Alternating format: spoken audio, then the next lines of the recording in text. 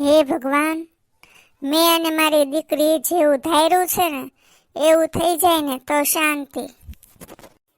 ગોપી, એ ગોપી, બહાર આવતો. આવું છું મમ્મી. જો તો મમ્મી, હું તો આવ્યો ડ્રેસ પહેરવાની છું, જીન્સ તે બરાબર લાગે છે ને? હા બેટા, બરાબર લાગે છે. તને જે પહેરવું એ પહેર ને બેટા. બેટા, એક વાતનું ખાસ ધ્યાન રાખજે. જેટલું પૂછે ને એટલો જ જવાબ આપજે, વધારાનું કાંઈ બોલતી નહીં. હા, તું જા આવે અંદર. મહેમાન આવે ને એટલે હું તને બોલાવું. હા, સારું મમ્મી. હાલ ને, હું અંદર જ વહી જાઉં. મહેમાન આવે તો પછી ક્યાં બેહાડવા? અહીંયા તો હિચકે જગ્યા નથી. અંદર જ વહી જાઉં રૂમમાં. કેમ છો શાંતાબેન? જય શ્રી કૃષ્ણ. જય શ્રી કૃષ્ણ, જય શ્રી કૃષ્ણ. આવો આવો, બેસો બેસો. બાપા, આવવામાં કઈ તકલીફ તો નથી પડી ને? ના ઓ બેન, કાંઈ તકલીફ નથી પડી. હું આ તમારા દીકરાને તો ઓળખું છું, પણ તમારી આ છોકરી કોણ આવી છે? અરે બેન, સંતાનમાં મારે આ મોટો દીકરો છે, આ એનાથી નાની દીકરી. તમારી દીકરી આમ તો પરણવા લાયક થઈ ગઈ છે નહીં? જો આ વાતોમાં તો ભૂલાઈ જ ગયું. ગોપી, બેટા અહીંયા આવજે, મહેમાન આવ્યા છે. બેટા, મહેમાન હાટુ ચા નાસ્તો લઈ આય જા. ના ના, ચા નાસ્તાની કાંઈ જરૂર નથી. તમે છે ને થોડીક વાર અહીંયા ઊભા રહ્યો, મારે તમારી સાથે વાતો કરવી છે. તમે કેટલું ભણેલા છો? મારી દીકરી ગ્રેજ્યુએટ છે. બિચારીનું કરમ સંજોગે એકવાર સગપણ તૂટી ગયું છે ને એટલે હાવ ભાંગી પડી છે. હા, ઘરકામ બધું આવડે છે હો. તમારે એની જરાય ચિંતા નથી કરવાની. બેન, અમારે તમારી દીકરી વિશે કાંઈ નથી જાણવું. અમારે તો બસ તમારી દીકરીને અમારા ઘરની લક્ષ્મી બનાવવાની આશા છે. હા, મારા બાપુની વાત સાવ સાચી છે. બસ અમારું ઘર સંભાળી લે અને મારા ભાઈને સંભાળી લે, એથી વિશેષ અમારે કાંઈ જોઈતું નથી. તમારે કઈ મારા ભાઈને પૂછવું હોય તો પૂછી શકો છો. ના ના, જ્યારે વડીલો વાત કરતા હોય ત્યારે વચ્ચે મારે શું બોલવાનું? લાગે છે તમારી દીકરી બહુ શરમાળ છે. કાંઈ વાંધો નહીં, હું જ કહી દઉં. મારા ભાઈનું નામ માધવ છે અને એ પણ ગ્રેજ્યુએટ છે. મારા ઘરે 2 ટ્રેક્ટર, 2 જેસીબી અને ખેતીવાડી બધું મારો ભાઈ એકલો સંભાળે છે. આ સરપંચ હોય એની વાત થોડી થાય. હું 10 દિશામાં છે ને આવું ગોતવા જાઉં તો મને આવા માણસો ક્યાંય ન મળે ને આવા હગા ક્યાંય ન મળે. જો બેન, અમને તમારી દીકરી ધ્યાનમાં આવી છે. તમે મા દીકરી બે અમારા ઘરે આવીને જોઈ જાઓ બધું, પછી આગળ વાત કરીએ. ભાઈ, અમે છે ને 2 દિવસ પછી જ આવશું અને સગપણની બધી ચર્ચા કરી લેશું. પણ અમે ધામધૂમથી લગ્ન નહીં કરીએ કે તમને અમારા ઘરની પરિસ્થિતિની તો ખબર જ છે ને. તમને ખોટું ન લાગે તો એક વાત કહું? અરે એમાં શું ખોટું લાગે? જે કેવું હોય એ કયો ને. મારો એક મિત્ર વકીલ છે, એને લગ્નના કાગળિયા કરવાનું કહી દેશું, અમે બંને એમાં સહી કરી દેશું એટલે લગ્ન થઈ ગયા. અરે આ તો બહુ સારું કહેવાય. વાત કરી જોવો હું કહે છે તો આપણે એમ કરી નાખીએ. હા હા બાપુ, તમારું શું કહેવાનું છે? હા, એમ જ હોય ને. આપણે જોઈએ છીએ આ લોકોની પરિસ્થિતિ. મમ્મી, હું અંદર જાઉં છું. સારું, તો અમે રજા લઈએ. જય શ્રી કૃષ્ણ. જય શ્રી કૃષ્ણ ભાઈ. તમે આવજો વેલા હાર બેન. એ હા, આવજો તમે. હો બાપુ, તમને કઈ ચિંતા જેવું છે કે નહીં? બાપુ, તમે શાંતિથી બેઠા છો, મહેમાનને ફોન કરો, ઈ ક્યાં પોઈ ગયા એમ. અરે બેટા, મહેમાન તો ક્યારના વાડીએ પોગી ગયા છે. મહેમાન ભાઈ યારે હમણાં આવશે. હા બાપુ, દાળ ભાત, ચૂરમાના લાડવા બધું બનાવી નાખ્યું. અરે બેટા, ચૂરમાના લાડવા કરવાની શી જરૂર હતી? જો અમે પહોંચી ગયા અહીંયા ઘરે. તમે પહેલી વાર અમારા ઘરે આવ્યા છો તો ચૂરમાના લાડુ તો બનાવવા જ પડે ને. અને સાથે મારા ભાભીને પણ લાવ્યા છો, થનાર ભાભી. સરપંચ બાપા, એક શેઠે 100 વીઘા જમીન, અને ઈ પણ પાણીવાળી. હો, જમીન એટલે જમીન છે. મારી દીકરી તમારા ઘરે જરાય દુખી નહીં થાય. એનો મતલબ એમ થયો શાંતાબેન કે તમને અમારું ઘર અને દીકરો બધા ગમી ગયા એમને? હવે મારે કોઈને પૂછવું નથી. તમે ઓલા કાગળિયાની વાત કરતા હતા ને, એ મગાવી લ્યો એટલે સહી સિક્કા થઈ જાય.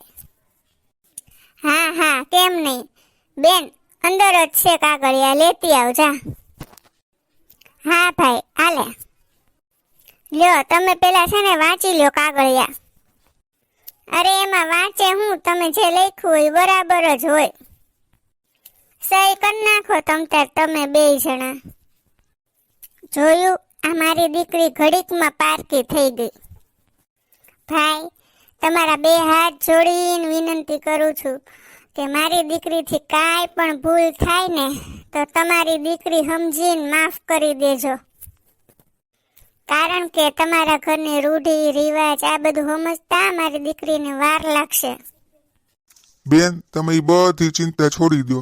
હું એ સમજુ છું, કુમળો છોડ હોય એને ઉખાડીને બીજે વાવીએ ને તો એને ઉછળતા થોડીક વાર લાગે છે. એવી જ રીતે બીજા ઘરને પોતીકું કરવામાં વાર લાગે. બેન, આ અમારા તરફથી ફૂલ નહીં તો ફૂલની પાંખડી.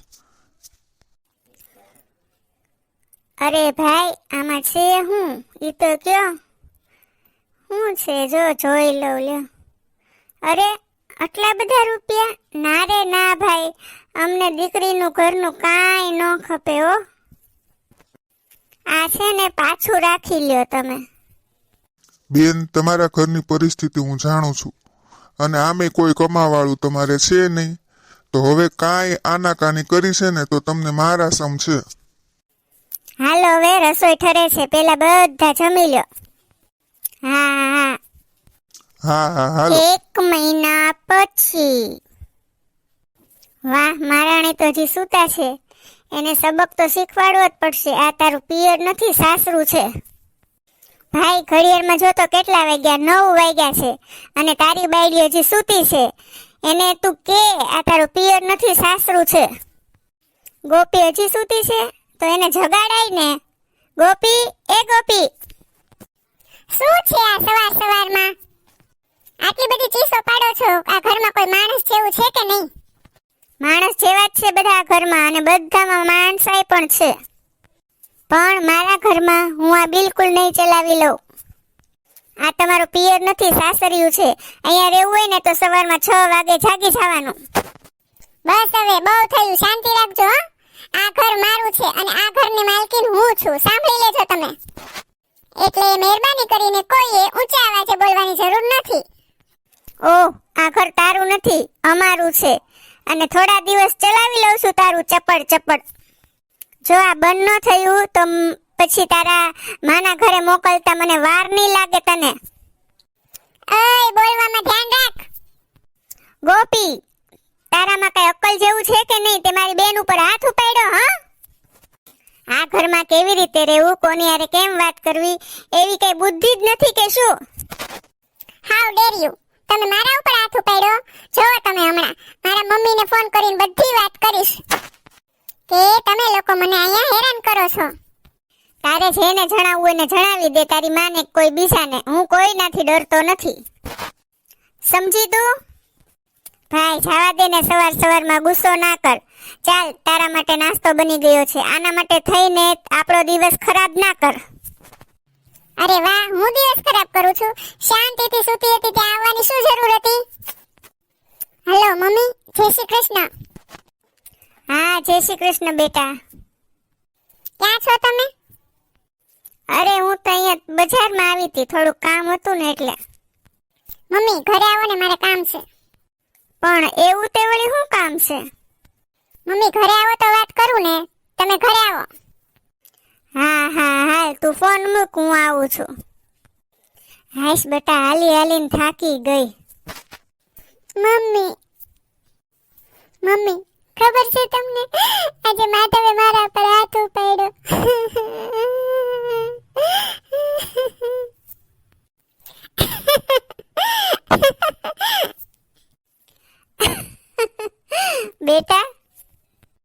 અભિનય કરવામાં તો તું પૂરેપૂરી માહિર થઈ ગઈ છો. Thank you.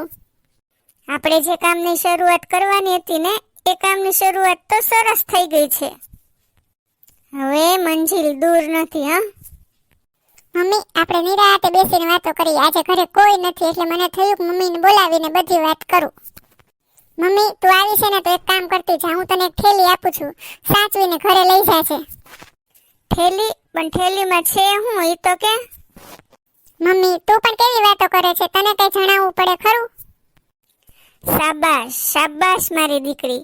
ઘરે કોઈ નથી ને ત્યાં તું લાવ, એ લઈને હું નીકળું. હા મમ્મી.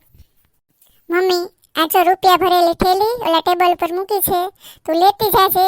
અને હું હવે જ્યારે પણ ફોન કરું ને ત્યારે કોઈ પણ સવાલ વગર ઘરે આવી જાજે. હા ભાઈ હા. અને જો ધ્યાન રાખજો હો. અને જ્યારે પણ મોકો મળે ને ત્યારે આવું કામ કરતી રહેજે. હા મમ્મી. હારું હાલ તો હું જાઉં હો બેટા. હા મમ્મી. માધવ બેટા અહીંયા આવતો. આવ્યો. હા બાપુ. હા, હું તમને કહેતા ભૂલી ગયો કે આજે મારે વાડીએ બહુ કામ છે તો હું પંચાયતે નહીં આવું હો. તારે પંચાયતે નથી આવવું, પણ મેં તને જે લાખ રૂપિયા આપ્યા હતા ને એ આપ મને. અરે બાપુ, આ લાખ રૂપિયા તમે મને ક્યારે આપ્યા જરા યાદ તો કરો. તમે એ રૂપિયા બેનને આપ્યા હતા. હા, એ તો હું હાવ ભૂલી ગયો. અરે બેન, એ દીકરી અહીંયા આય તો બેટા. આવી બાપુ. હા બાપુ. બેટા ઓલા મેં તને લાખ રૂપિયા આપ્યા હતા ને એ લાય તો. હા, વાડીએ બહુ કામ છે હો બાપુ આજે તો. હા બેટા, કામ તો રહેવાનું જ ને. બાપુ, તમે જે મને પૈસા આપ્યા હતા ને એ તો મેં તિજોરીમાં મૂક્યા હતા. પૈસા ન્યા નથી ભાઈ. તે કઈ પૈસા મૂક્યા છે? અરે મેં થોડા ક્યાંય મૂક્યા હોય કેવી વાત કરે છે તું. રૂપિયા તો ખબર નહીં, પણ હું સવારનો મારી વીટી ગોતું છું. મારી વીટી નથી મળતી. અરે તું શું વાત કરે છે ભાઈ? બાપુના પૈસા, તારી વીટી. મને તો લાગે છે કોઈ ચોર તો નહીં આવ્યો હોય ને આપણે ઘરે.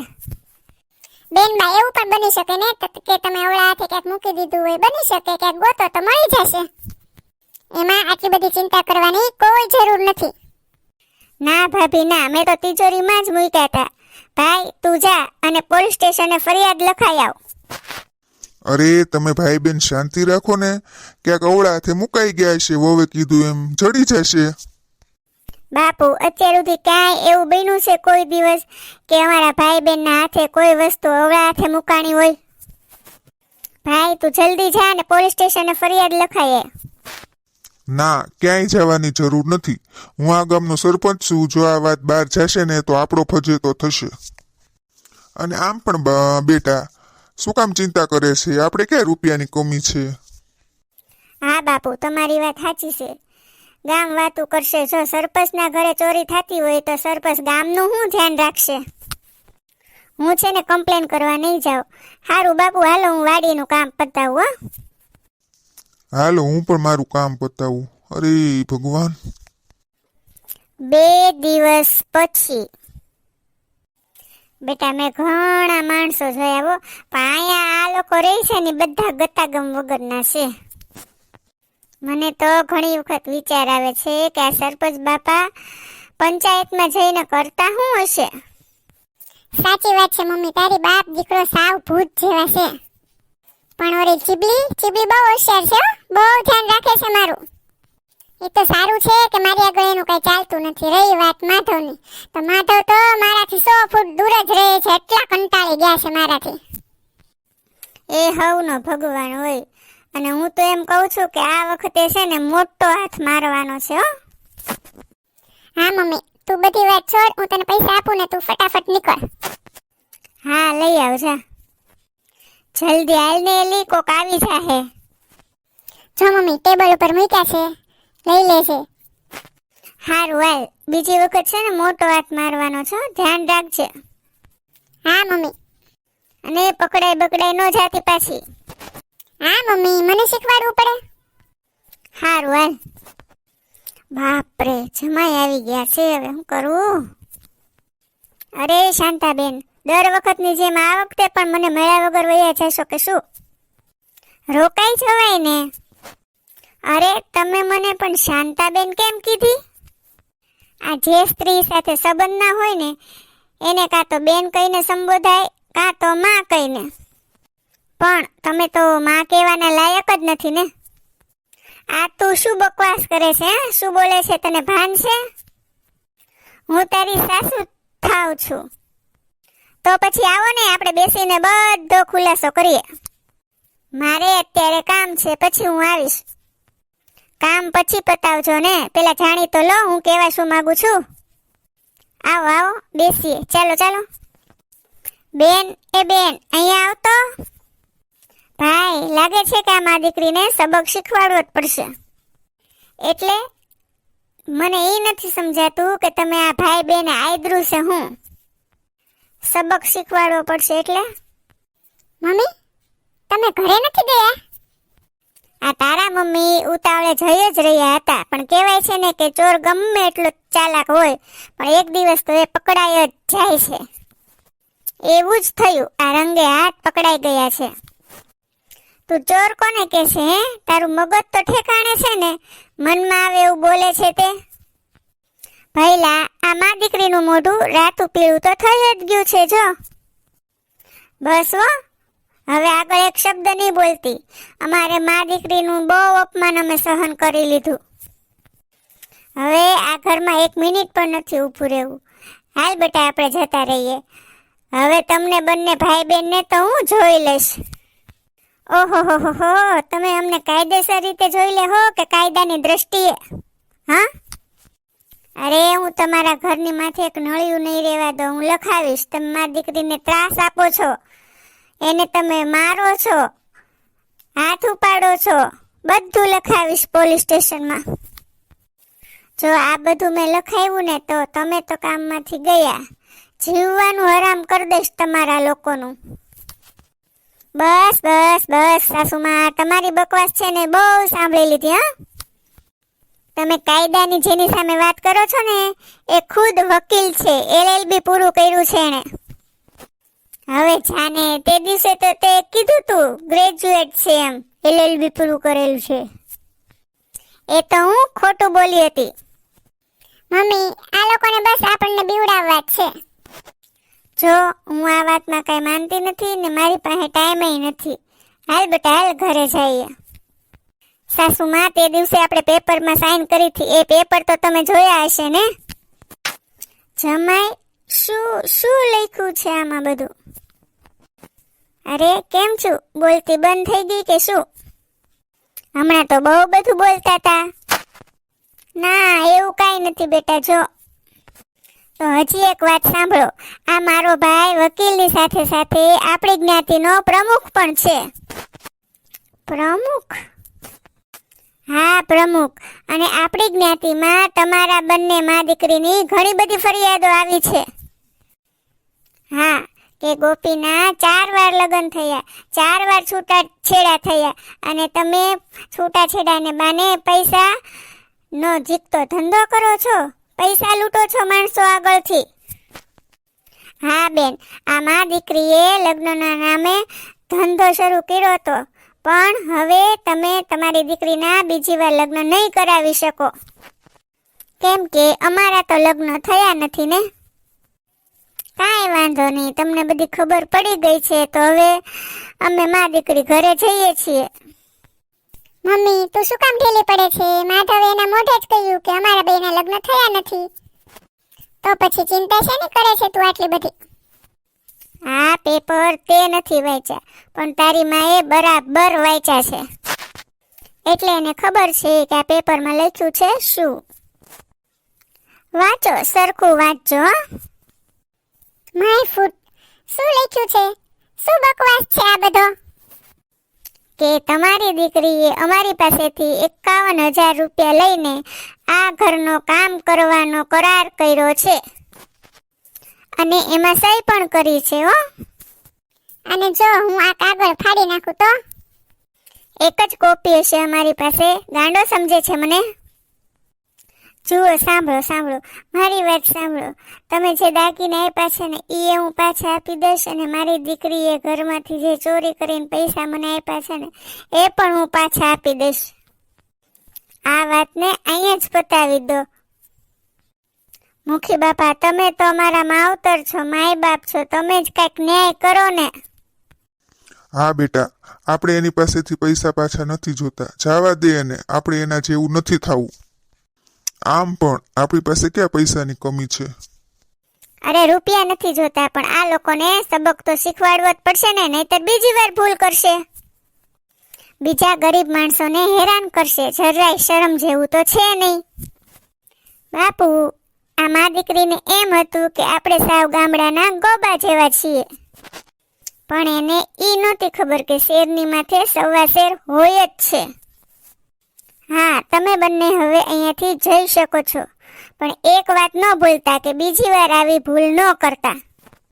અને હવે ફરીથી જો આવું કર્યું છે કોઈની ઉપર, તો તમારા બધા કાંડ છે ને ખુલશે અને તમારે જેલમાં જવું પડશે.